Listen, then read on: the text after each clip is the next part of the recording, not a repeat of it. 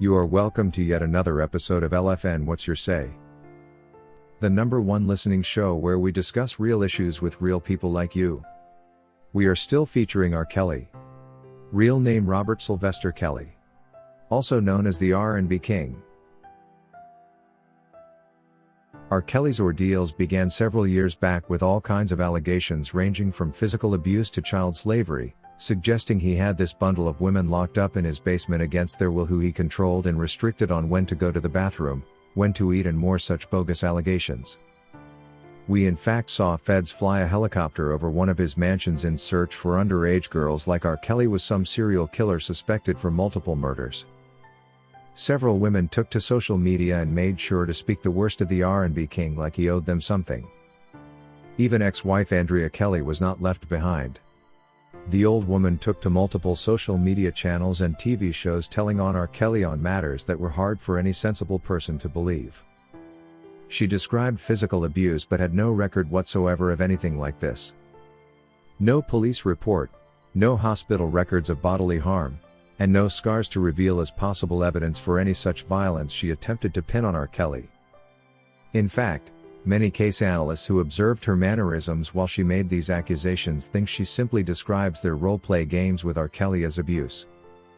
This will not be the first time we are hearing of people getting tied up in bed at will for mutual pleasure and gratification, and this could explain why she is only coming out now to speak on it, considering she now knows the possibility of a future with R. Kelly is not anywhere in sight. Multiple women came forward to take part in the Lifetime documentary Surviving R. Kelly, and each one of them had something negative to say about R. Kelly, save for the good things that this man has done for them over the years. While these women had enjoyed a celebrity lifestyle, chopping his money and living lavish on his expense, they were quick to forget all this because they just wanted more. Knowing R. Kelly for the money bag they had turned him into, these women who had clearly met R. Kelly when they were mature mothers such as Ashanti McGee, Faith Rogers who was way in her 20s and Lisa Van Allen too appeared on this malicious TV series sponsored by R. Kelly's enemies and made unbelievable allegations. They also claimed they had been brainwashed by R. Kelly irrespective of their mature status when they met him. Right after the first episode of this documentary aired, the district attorney Kim Foxx made an announcement she would indict the R&B King. The promptness with which she came in with an unusual call for accusers to come forward indicates they were already prepared for the game, and were only waiting for the TV production to air. Short of underage accusers who turned out less available than one would have imagined, with even the few who claimed to have been underage questionable, the government attempted to fit in the adult women by manufacturing charges and customizing them to suit their situation. Faith Rogers, for example, who met R. Kelly when already in her mid-20s, has also been transformed into a potential victim by forcing the Mann Act charges into the case. We have explained in some of our previous videos how the claims of Mann Act violation with regard to Faith Rogers and Azriel Clary just don't add up. In fact, none of the women brought to the stand to testify against R. Kelly is clean and non-questionable for their authenticity and connection with their respective reputations in telling the truth. Putting all this aside, until today we are still concerned and wondering what really happened to the underage girls that were rumored to have been held against their will in R. Kelly's basement and abused physically, mentally and sexually on a daily, an allegation which saw helicopters flying over his mansion like a serial killer was on the loose. I am sure if they really existed, by now they would have come out to speak on it and hopefully hold R. Kelly accountable to get a share of the restitutions Judge Ann Donnelly is currently throwing around. It was such claims coupled with the multiple accusations made by the surviving R. Kelly actors that caused R. Kelly's indictment, according to Kim Foxx. I watched the series as someone who has lived in Chicago. Establishing the truth in such claims is therefore very important to justify the cause for R. Kelly's indictment in the first place. It's important to know whether the accusations that saw Kim Foxx and other federal state attorneys pick interest in the case against R. Kelly were authentic in the first place, because if they were not, this could indicate prejudice in the early stages of R. Kelly's ordeals. Why the government would be interested in handling a case where the trigger was just another bunch of lies leaves unanswered questions, and makes us suspicious that they could have been behind the lies in the first place. It's not in order that the DA's office jumps onto anything that takes to the media even if it's unverified. That is just not the way the government is meant to operate. There is no doubt they definitely knew that it was all a lie, but because they were a part of it, they were already involved and rode along. Everybody knows now that there was no such a thing as women in R. Kelly's basement. Firstly, his house did not even have a basement. Everything was falsified to create a reason for his indictment, and some people fell for this scheme to have R. Kelly imprisoned for life.